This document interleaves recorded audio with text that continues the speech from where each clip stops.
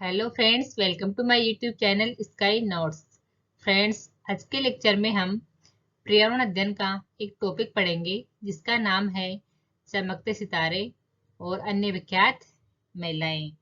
चमकते सितारे, इसे गर्ल स्टार या राइजिंग स्टार भी कहा जाता है। और चमकते सितारे उन साधारण लड़कियों की असाधारण कहानियां हैं जिन्होंने स्कूल जाकर अपनी जिंदगी बदल दी या अपनी जिंदगी को एक नया मोड़ दिया। तो देखते हैं कौन है चमकते सितारे। तो पहली गर्ल है अनिता कुशवाहा। तो आज हम बात करेंगे कि ये कौन है, इसकी जिंदगी कैसे बदल गई बिल्कुल विपरीत परिस्थिति होने के बावजूद भी। तो अनिता कुशवाहा है वो, ये बिहार की रहने वाली थी और इनको चमकता सितारा गर्ल स्टार कहते हैं। चमकते सितारे उन साधारण लड़कियों की असाधारण कहानियां हैं जिन्होंने स्कूल जाकर अपनी जिंदगी बदल ली। ये बचपन में स्कूल जाना चाहती थी, लेकिन इनके माता पिता को लड़कियों का स्कूल जाना पसंद नहीं था और ये दिन भर बकरियां चराती थी। तो और बाद में बहुत मुश्किल से इनके माता पिता इनको स्कूल भेजने को राजी हुए। अब इसकी देखो कहानी थी कि जब ये बकरियां चराती थी तो इन्होंने एक बार स्कूल के अंदर झांक कर देखा और और वहां जाकर चुपचाप बैठ गई बच्चों के पास में स्कूल में। और वहां बैठकर इसको पढ़ना बहुत अच्छा लगा। और जब ये घर आई स्कूल की छुट्टी होने के बाद में, तो इन्होंने अपने माता पिता को स्कूल के बारे में बताया और इन्होंने बोला कि मुझे स्कूल जाना है। तो इनके मम्मी पापा ने इनको मना कर दिया स्कूल जाने के लिए। तो उस दिन ये बहुत उदास हुई और इसके गांव की एक टीचर थी, तो उन्होंने इसके पापा मम्मी को समझाया, माता पिता को समझाया कि पढ़ाई करना कितनी जरूरी है।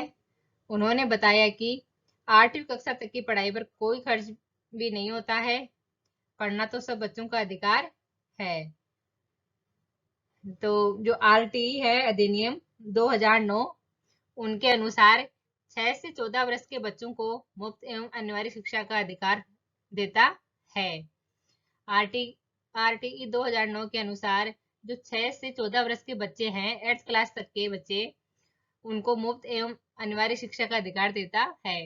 तो इन बच्चों की शिक्षा पे कुछ भी खर्च नहीं होता है। तो ऐसा ये अनिता कुशवाहा है, इसके माता पिता को इनकी टीचर ने बताया। तो इसके माता पिता टीचर का कहना मान गए और वो इसको स्कूल भेजने के लिए राजी हो गए। फिर ये स्कूल जाने लगी और इसने 8वीं क्लास पास की। उसके बाद में ये ट्यूशन पढ़ाने लगी और ट्यूशन पढ़ा के अपना खर्चा निकालने लगी और कॉलेज में एडमिशन लिया इसने। फिर इसकी कॉलेज भी हो गई। ऐसे है इसकी कहानी। तो आपको ये समझ में आई होगी कहानी इसकी। फिर आगे देखो। बाद में बहुत मुश्किल से इसके माता पिता इनको स्कूल भेजने को राजी हुए। 5वीं कक्षा के बाद ये बच्चों को ट्यूशन पढ़ाने लग गई, जिससे कि ये अपनी पढ़ाई चालू रख सके। इनके गांव में बहुत लीची के पेड़ थे, वहां मधुमक्खी पालन करने वाले लोग आते थे। तो जो लीची के पेड़ थे वहां, तो वहां मधुमक्खी पालने वाले लोग आते थे। अनिता वहां मधु खाने के लिए कभी कभी जाया करती थी और उनके कामों में हाथ बटा देती थी। इस काम को देखकर उसके कुछ ही दिनों में मधुमक्खी पालने का तरीका सीख लिया।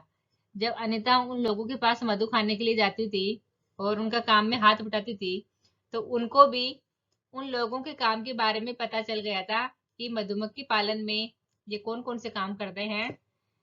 तो फिर उसने भी मधुमक्खी पालने का तरीका सीख लिया था। उसको समझ में आ गया था कि मधुमक्खी है उनकी कैसे देखभाल करनी है, कैसे उनको खाना देना है, ये सब उन्होंने सीख लिया था। अनिता ने ट्यूशन के पैसे से मधुमक्खी पालने के 2 बक्से और 2 रानी मक्खी खरीदकर अपना कारोबार शुरू किया। फिर जो ट्यूशन पढ़ाए इसने, वहां से इसके पास पैसा बचा, तो उससे इसने भी मधुमक्खी पालने के 2 बक्से खरीद लिए और 2 रानी मक्खी खरीद ली और अपना काम स्टार्ट कर दिया। आगे है सेकंड गर्ल स्टार है सूर्यमणि। सूर्यमणि एक चमकता सितारा है। इनकी जिंदगी स्कूल जाकर बदल गई। ये झारखंड की रहने वाली है। इनका परिवार जंगल से जड़ी बूटियां इकट्ठी करके बाजार में बेचता था। ये देखो, जंगल में से जड़ी बूटी इकट्ठी कर रहे हैं ये लोग और बाजार में बेच के और अपना काम चलाते थे। इनकी माँ बांस से टोकरी बुनकर और गिरे हुए पत्तों से पत्तल बनाकर बेचती थी। ये देखो, पिक्चर के माध्यम से आप देख सकते हो, बांस की टोकरी बना रही है ये। जो जंगल में पेड़ होते हैं उनके पत्ते गिर जाते हैं, उनको इकट्ठा करके और ये उनसे टोकरी बना रही है। और ये गिरे हुए पत्तों से पत्तल भी बनाती है ये। सूर्यमणि का गांव एक घने जंगल में था। इन्होंने स्कूल की पढ़ाई वहीं से की। बाद में इन्होंने बीए किया। सूर्यमणि ने 21 साल की उम्र में एक सेंटर खोला जिसका नाम तोरांग रखा। सूर्यमणि का तोरांग कुड़ुक झारखंड के लोगों की भाषा थी। कुड़ुक भाषा में तोरांग का मतलब होता है जंगल। और जो झारखंड के लोग थे उनकी भाषा थी कुड़ुक। कई बार एग्जाम में ये क्वेश्चन पूछ लिया जाता है, इंपॉर्टेंट क्वेश्चन है। झारखंड के लोगों की भाषा क्या थी? तो कुड़ुक भाषा थी झारखंड के लोगों की। और कुड़ुक भाषा में तोरांग का मतलब होता है जंगल। झारखंड में जंगल बचाओ आंदोलन का नेतृत्व सूर्यमणि ने किया। ये एक पत्रकार भी थी। कई बार ये वाला क्वेश्चन भी पूछा गया है, जंगल बचाओ आंदोलन का नेतृत्व किसने किया? तो ये सूर्यमणि ने किया। आगे है जंगल अधिकार कानून 2007। यह कानून आदिवासियों को जंगल पर उनका हक दिलाता है। ये लोग कम से कम 25 साल से जंगल में रहे हैं। उनका वहां के जंगल और वहां पैदा होने वाली चीजों पर हक है। उन्हें जंगल से हटाया न जाए।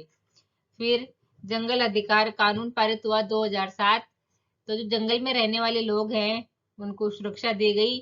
भाई, इनको यहाँ से हटाना नहीं है। जो लोग 25 साल से जंगल में रह रहे हैं वहां उनका हक हो गया उस जगह पे, उन चीजों पे।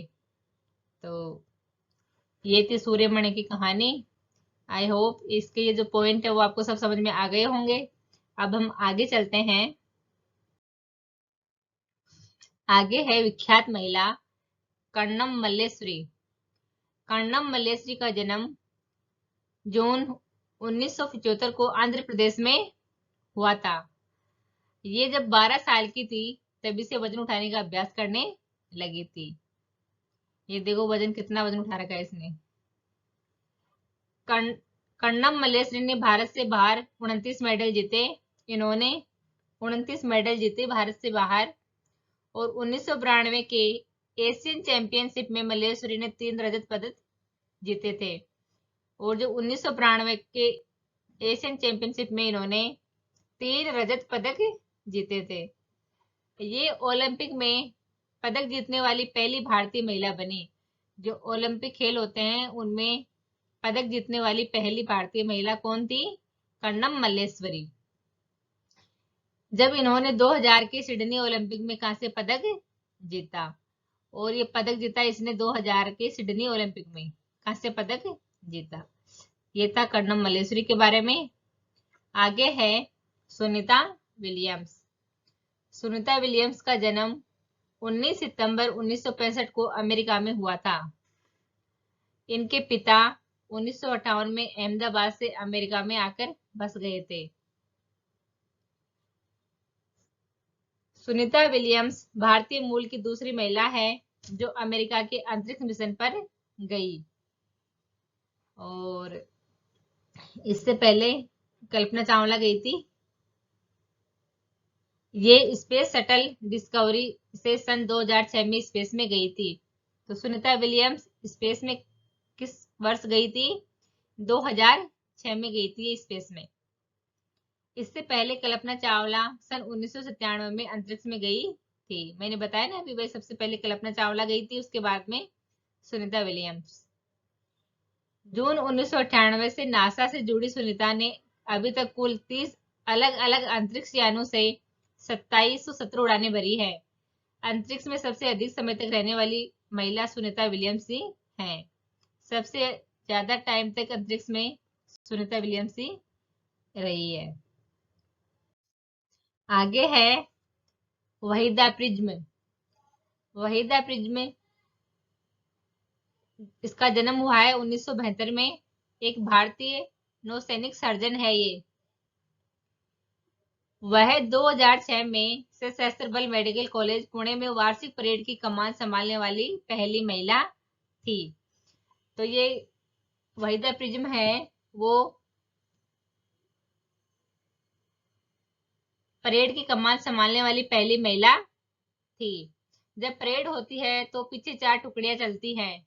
ये देखो, ये चल रही है टुकड़ियां इनके पीछे। पिक्चर से आपको समझ में आ रहा होगा। पूरी परेड में 36 निर्देश देने होते हैं। तो ये वाला क्वेश्चन भी एग्जाम में आया हुआ है, परेड में कितने निर्देश देने होते हैं। तो 36 निर्देश देने होते हैं परेड में। इंपॉर्टेंट क्वेश्चन है, ध्यान में रखो। वह भारतीय नौसेना में शामिल होने वाली जम्मू और कश्मीर की पहली महिला थी। भारतीय नौसेना में जम्मू और कश्मीर की तरफ से ये पहली महिला थी जो नौसेना में शामिल हुई थी। इनको प्रिज्म नाम इनके पिता ने दिया था। प्रिज्म एक कांच होता है जो 7 रंग का दिखता है। जो वहीदा थी, वहीदा प्रिज्म है, तो प्रिज्म नाम इसके पिता ने इसको दिया था। तो ये थी वहीदा प्रिज्म की कहानी। आई होप आपको ये समझ में आ गई होगी अच्छे से। अब आगे चलते हैं। आगे है विख्यात महिला बछेंद्री पाल। बछेंद्री पाल का जन्म नकुरी उत्तराखंड में सन 1954 को हुआ। बछेंद्री पाल माउंट एवरेस्ट पर चढ़ने वाली प्रथम भारतीय महिला है। माउंट एवरेस्ट पर चढ़ने वाली प्रथम भारतीय महिला कौन है? बछेंद्री पाल। बछेंद्री ने 23 मई 1984 को दिन में 1:07 पर 8,848 मीटर ऊंची चोटी माउंट एवरेस्ट पर अपना कदम रखा। तो जो माउंट एवरेस्ट है उसकी ऊंचाई कितनी है? 8,848 मीटर। वहां माथा टेका, तिरंगा गाड़ा। करीब 43 मिनट वह दुनिया की सबसे ऊंची चोटी माउंट एवरेस्ट पर रही। इसके साथ ही बछेंद्री पाल भारत की पहली और संसार की 5वीं ऐसी महिला बन गई जिन्होंने एवरेस्ट पर कदम रखा। भारत की पहली महिला और संसार की 5वीं महिला है ये जिन्होंने माउंट एवरेस्ट पर कदम रखा। तो ये थे चमकते सितारे और विख्यात महिलाओं की कहानी। और आई होप आपको ये अच्छे से समझ में आ गई होगी। और आज का वीडियो अगर आपको पसंद आए तो वीडियो को लाइक करो और शेयर करो और बेल आइकन का बटन प्रेस करो ताकि मैं जब भी वीडियो डालूं नोटिफिकेशन आपके पास पहुंच जाए। मिलते हैं अगली क्लास में एक नए चैप्टर के साथ में। Thank you.